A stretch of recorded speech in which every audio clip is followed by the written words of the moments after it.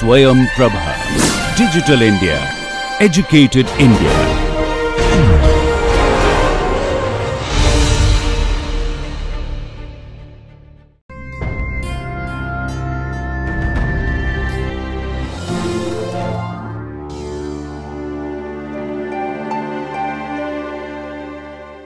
All right, welcome back everyone.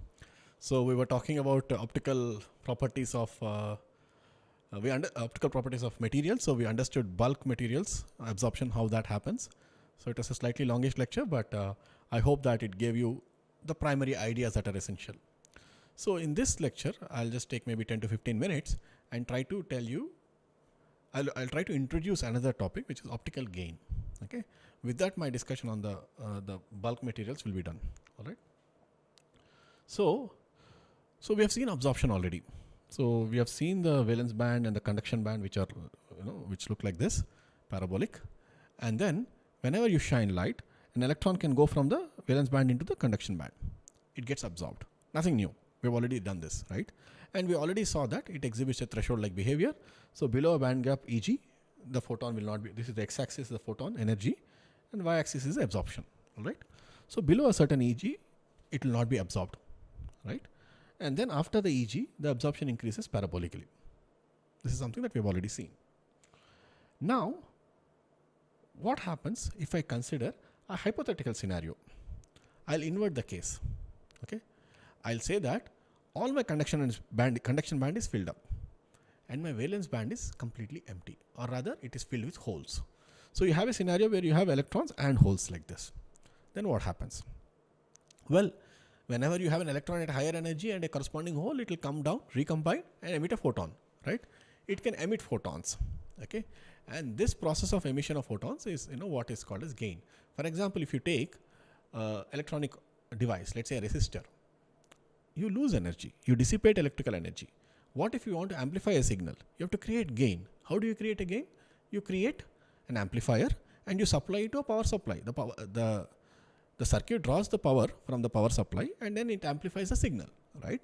Similarly here, if you have a material with, you have an external pump and somehow make sure that the electrons are actually occupying the conduction band, you're pumping the electron into the conduction band, then they will come down, relax back, and then emit a photon again. That is, the photon is a signal.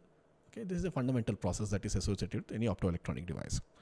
So how will the functional dependence of gain be?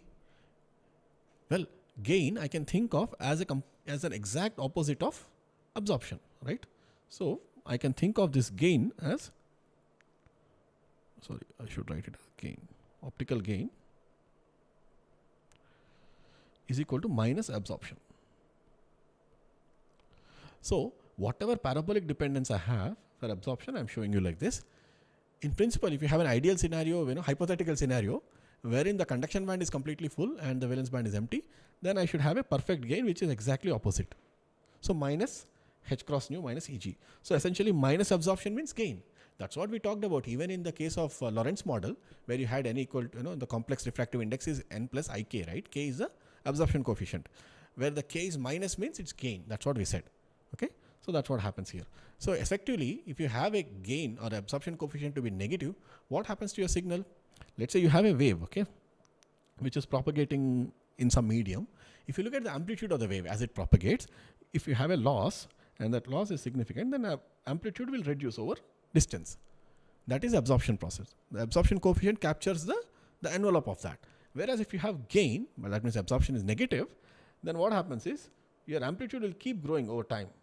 That's why we call it gain, right? So that gain has to be negative absorption here, like this.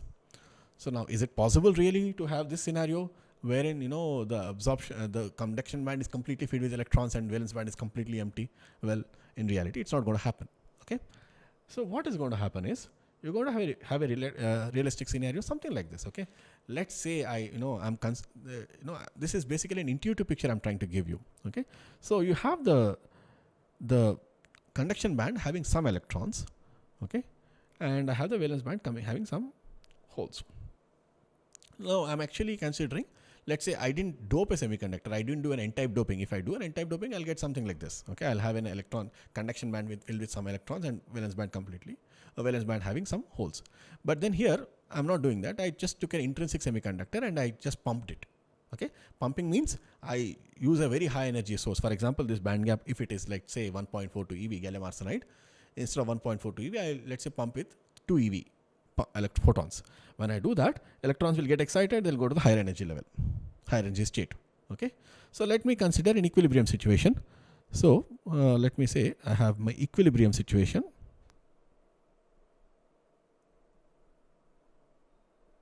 What happens in equilibrium?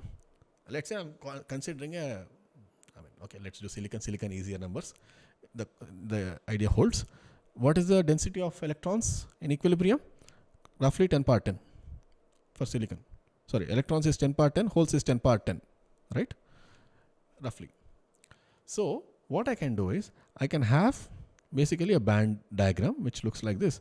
I have my EV and EC, and then in between that I have the Fermi level, right? This is my EF.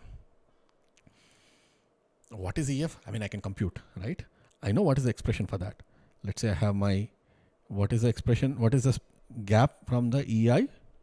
Well, I mean, this is kind of a trivial case, but ln my n naught by ni, okay? Because in this case, n naught and ni are same, the EF is at EI. But if you have a slightly different doping, this will change. Similarly, EF minus EI is also going to be kT by Q ln of P naught by ni. So again, this is 0 right now. If you have a doped semiconductor, there will be a Fermi level which moves. We all know that. This is an equilibrium situation. But suppose I do something and I create a non-equilibrium situation. Okay, how do I create a non-equilibrium situation? I can simply pump it by photons. Or I can use a, like I showed in the first slide, wherein you have a laser diode, I'll inject current from the left and the right. So basically, I have electrons and holes in the same region, right? That can also give you a similar scenario. So if you have a non-equilibrium situation, non-equilibrium means essentially you are not satisfying the basic law of mass action. So if you have a semiconductor, we know that n naught P naught equal to ni square. That's the law of mass action. When this is not true, when n naught P naught is not equal to ni square, this is my non-equilibrium.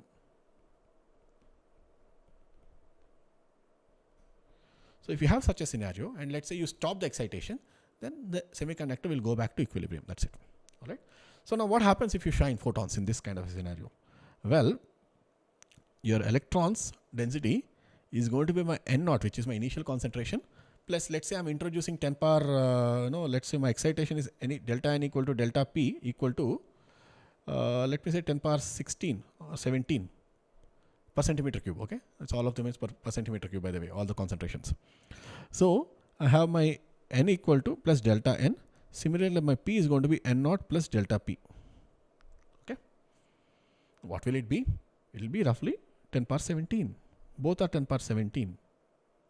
Right? So how will you represent it on a band diagram? Okay, so I'm taking a slight detour, but I hope it will, for people who are not familiar with it, it will clarify. That's why I'm doing this. So EC and EV, when you have, I can compute the Fermi energies, Fermi levels for this. But it turns out that in a non-equilibrium situation, you don't have a single Fermi level, but you have two different Fermi levels. For example, I can write out a Fermi level for electrons, which is going to be looking like this, and I'll represent it by an Fn. And I can write out a Fermi level for the holes, which I can represent as Fp. Okay, Fn and Fp, which are representing so these are not the equilibrium Fermi levels. That's why we'll represent them by what is known as quasi Fermi level. Fn, Fp are quasi Fermi levels. They are not true Fermi levels, but they are quasi Fermi levels. And suppose if I remove the excitation, my quasi Fermi levels will go back and merge into the regular Fermi level. All right. So what will be the expression for my quasi Fermi levels? I can compute this. Okay.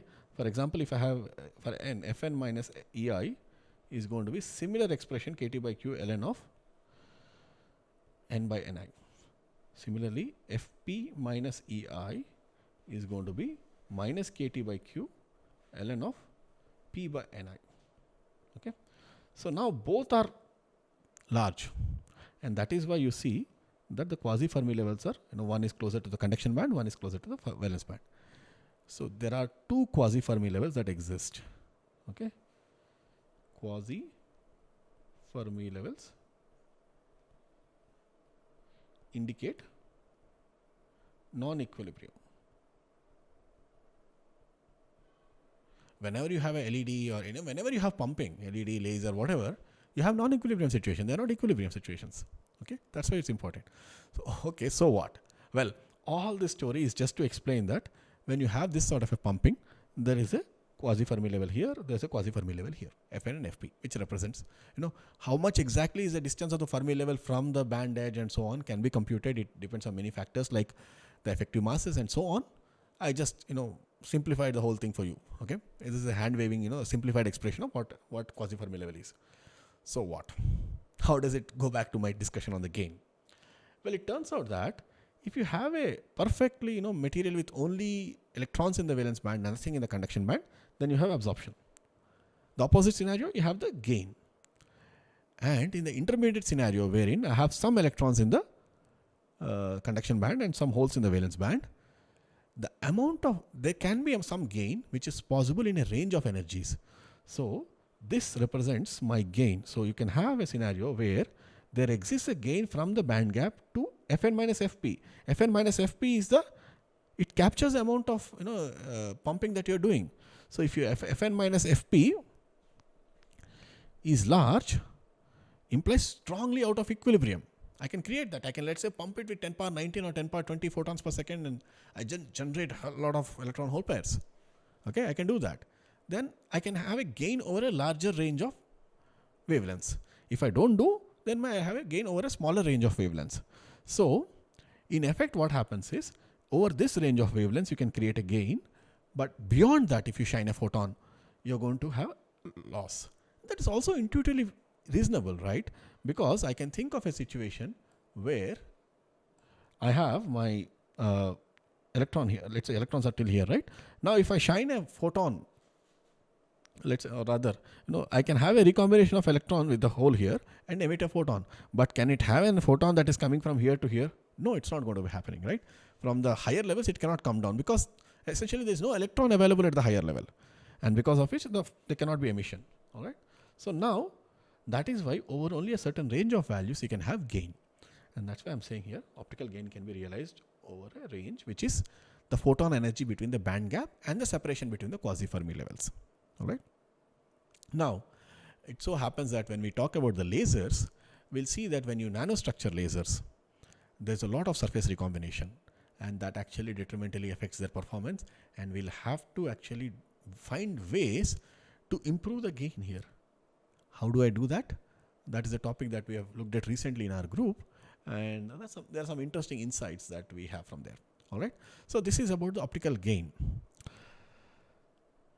So once you have gain, essentially you are going to have luminescence in some sense. Basically, luminescence means emission of photons, right? Luminous means light, right? So emission of light is luminescence. So let's say you have a semiconductor, and somehow you manage to, let's say, inject electrons and holes into the valence and the conduction bands, or conversely into the conduction and valence bands. They are going to come down and emit a photon. The process which emits a photon is called as a radiative transition. Radiative transition, meaning emitting light transition. Okay, but a semiconductor need not always emit a light or emit a photon. It can emit the energy, it can dissipate the energy in terms of heat. Okay, if you have energy dissipated as heat, you call it a non-radiative transition. That is also possible. There's going to be a competing process that way. And for example, if you take silicon, the energy dissipated through the non-radiative mechanism is going to be significant. Whereas if you take, let's say, gallium arsenide or indium phosphide, the radiative transition is significant. That's why whenever you have any light emitting device, let's say LED or laser and so on, you'll use direct bandgap semiconductors which have a higher radiative decay is more than the non-radiative decay. All right. So if you have such a thing, what you will see is that you will have, let's say you take the material, it has this absorption which is more or less parabolic with some small excitonic effect, and there is this emission that's happening. Absorption that's happening. Now once it absorbs, the electrons can actually react to the band edge and give you a photon at the band edge. And that is what you're seeing here. You see, if you pump it, you have a lot of photons that are coming in. And since this, the way the electrons and holes are injected is by light, we call it photoluminescence, the PL, photoluminescence. Photoluminescence. Okay, we call it PL. So this is a very nice way of actually figuring out. If you and then if you actually inject the electrons and holes using current, we call it electroluminescence, and that is what is shown. Essentially similar trend you can see, but now there is no absorption peak, just that inject current and then there is some amount of current, 1 milliampere of current you are driving into this diode, and then you are getting emission. All right, at that way, in that wavelength. Okay, so LED does this. You inject current and it's emitting light at that frequency. Okay, and then the reason I just mentioned this is it brings me back to the original motivation. Why are low dimensional systems important, right? They are important because you can tailor these things. These peaks now you see, these are essentially the electroluminescence or photoluminescence. Okay, I think this must be photoluminescence in this case. So when you have these peaks which are photoluminescence, and why are they shifting? The reason they are shifting is because the band gaps are changing. Okay, and that's why they give you light at different colors like this. And that is why, since you have that fine control on the light emission properties, these are very, very critical. All right. So in the week 4, you'll actually see about plasmonic structures. There also you can actually do some amount of tuning of resonances and things like that, but not on this fine scale. They have some other advantages, but nothing beats semiconductors when you look at light emission. The quantum dots and all are amazing in terms of controlling light emission. All right. So yeah, this brings me back to the motivation. I hope I have convinced you that this is a very important area that you need to understand. So in the next couple of lectures, I'll talk about quantum confinement. So some of you might have already studied it, then the particle in a box problem. So we'll introduce that. And once I do that, I will actually derive what are known as selection rules and then apply it to, let's say, how absorption spectrum looks like in a 2D material and 1D material. Okay, that will be the essential plan for this rest of the week. All right. So I hope that you found it interesting, and let me know if you have any questions. Any questions from live audience? All right. Okay then. Thank you so much. We'll meet you in the next lecture. Bye.